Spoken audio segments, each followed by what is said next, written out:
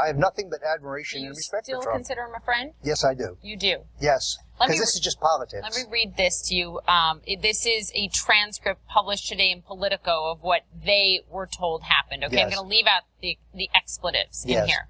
Stone, you saying, Donald, stop with the Megyn Kelly bleep. It's crazy. It's killing us. Trump, what do you mean? I won the debate. People loved it. You didn't win the debate. Trump, yes, I did. Look at the polling. Look at Drudge. The Drudge Report poll isn't a scientific poll. You won't give me the money to pay for a scientific poll and you're off message. Trump, there are other polls. Those are BS polls, Donald. They're not scientific polls. We need to run a professional campaign and talk about what people care about. Trump, we're winning. Is this accurate? Obviously, I do not take rhetoric my phone calls. Somebody might. Okay. But I think, word for word. Is that true? I think that's a pretty accurate reflection of my views. Now, I am not going to kiss and tell about my advice to Donald. My conversations with him are between he and I.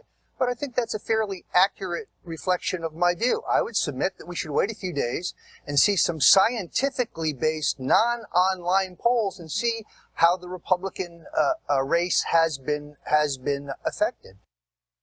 You know, what's interesting right now, again, when you look at the situation Donald Trump is in right now, not only is he battling this external turmoil about the future of his campaign, but he's having to deal with this internal battle as well. Let me ask you this, because this is all coming, of course, on the heels of the whole Megyn Kelly controversy.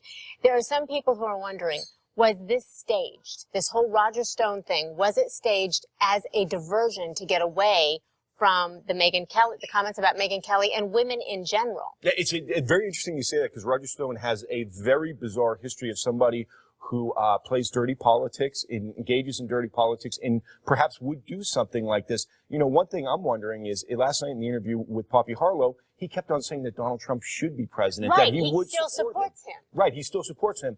I don't, you know, it's very interesting you would bring that up. I don't know, and I don't know if we will ever know. But it's certainly something to think about. Is it something that Republicans are thinking about? Because when you look at Donald Trump and still his popularity, you were out there yesterday at Red State.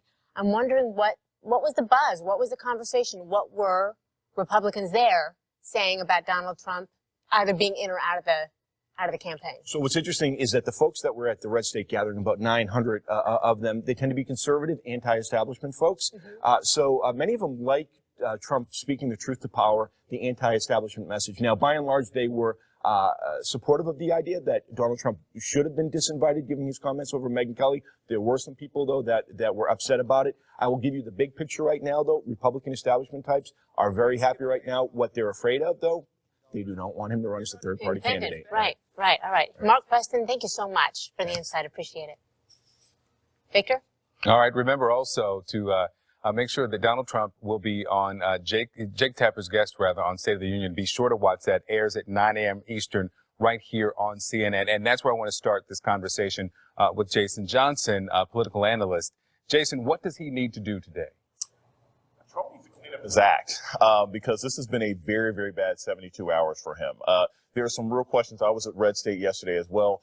It's real 50-50 on whether he actually did a good job when you talk to some of the actual Republican voters there. Then you go and attack someone who works at Fox News, which is an important outlet for someone who's trying to run for the Republican nomination. And then you have problems in your campaign staff. One or two of these things would be fine. All three, he needs to project calm, seriousness, and discipline to continue his campaign. We had one supporter on yesterday, part of the Women for Trump Coalition out of New Hampshire. What she likes is that he's not politically correct, that he doesn't sound like a politician. And by now, going through what seems like damage control seems a lot like being a politician. So he's got to walk a fine line. Yeah, he's got to walk a fine line. But let's be honest here. You know, I've said this before. This isn't really about sexism. This is about going after a powerful woman who's part of a media organization that you need to be friends with. And that's the real problem that Donald Trump has right now. If he had made those comments about someone else, Roger Stone, his campaign staffer he got rid of, said offensive things about people who work at CNN, people who work at TV One. This is about media, not so much about sexism. So that's what he's walking back from. He's not concerned about how he's affecting women. Okay, so let's at least give the explanation that he tweeted out some consideration. Right. Where he says that he was talking about bleeding from the nose.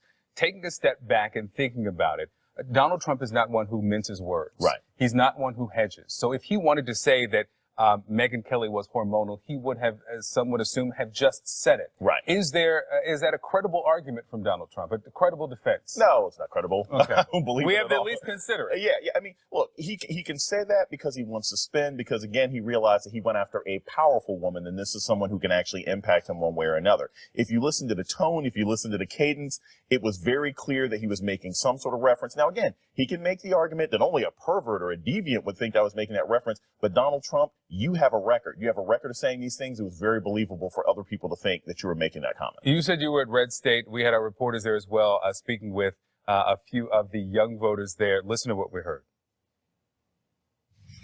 I honestly think they were just crude, and they're indicative of his character. You know, he's not, from what we've seen at the debate, he's not here to be the Republican candidate. He's here to make statements, and I think that was crossing a line. I wasn't excited to see Donald Trump this evening. In fact, we had already planned on missing his part of the presentation. I find Eric Erickson's decision very reputable, and I stand behind it 100%. I think that's the general consensus of the people today that are here.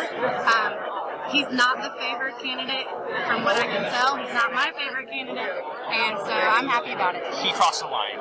What he did, I mean, you know, before I admired for his outspokenness, but now I kind of felt like he took it to an unprecedented level, which was inappropriate. I mean, I think I'm starting to lose respect for him.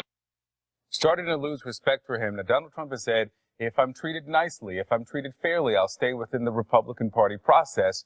How much can he take with him? Do you think he can keep his 18 to 24% if he goes third party? I think only if he actually goes all the way through to Iowa, because there are still Republicans in the field, in New Hampshire, in South Carolina, in Iowa, who still want to work with Donald Trump. If he has to break now and says, I want to run a third party campaign, he's got to start from scratch. And he's going to have to start from scratch and not have the benefit of going into any of these debates anymore to continue to promote his brand. So if he's going to drop out, he can't do it now. I think he would lose. I don't think he's going to do it until sometime later. All right, Jason Johnson, always appreciate the insight. Thanks so much, Rick. All right, Christy.